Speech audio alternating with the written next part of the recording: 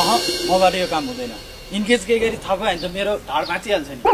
तिमीलाई केही हुँदैन, तिमी चिन्तै नगर न। म लेखकु भन, के भन्यो भने जवाब म दिइहाल्छु। तिमी चुप्प बस न। यसो भए यसो गरौँ न त। के गरौँ? तिमी यसो भन्देऊ नि त, म बोल्न नसक्ने भन्देऊ, लेख्न चाहिँ मैले खत्रै लेख्छ भनेर तिमीले भन्देऊ न त। त्यसो त अलि नभनौ होला। पत्याउँदैन। होइन त मलाई डुबाउन किन मरिहत्ते गरी लागिरहेछस्? ल आज म लेखकै हुँ भनेर चेक लिएर आएँ। यदि त्यो फिल्म बनेन भने त प्रड्युसरले पैसा त मसँग माग्छ। यदि मैले पैसा दिनु सकेन भने त मेरो ढाड हुस्काउँछ त फेरि।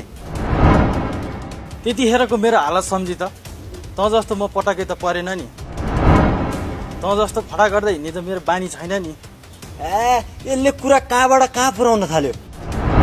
तँलाई केही पनि हुँदैन के। तैँले स्क्रिप्ट लेखिस्, उसले मन पराएर किन्यो, सक्यो कुरा। अब त्यो स्क्रिप्ट प्रोड्युसरले फिल्म बनाओस् कि टेलिफिल्म बनाओस् कि चना चटपटी प्याक गरेर बेचोस् कि तँलाई के फरक पर्यो? हो अब म यहाँ एकछिन पनि बस्दिनँ। म यहाँ बसेँ भने सेम तिमी जस्तै हुन्छ साथी। म चाहिँ लागेँ अब।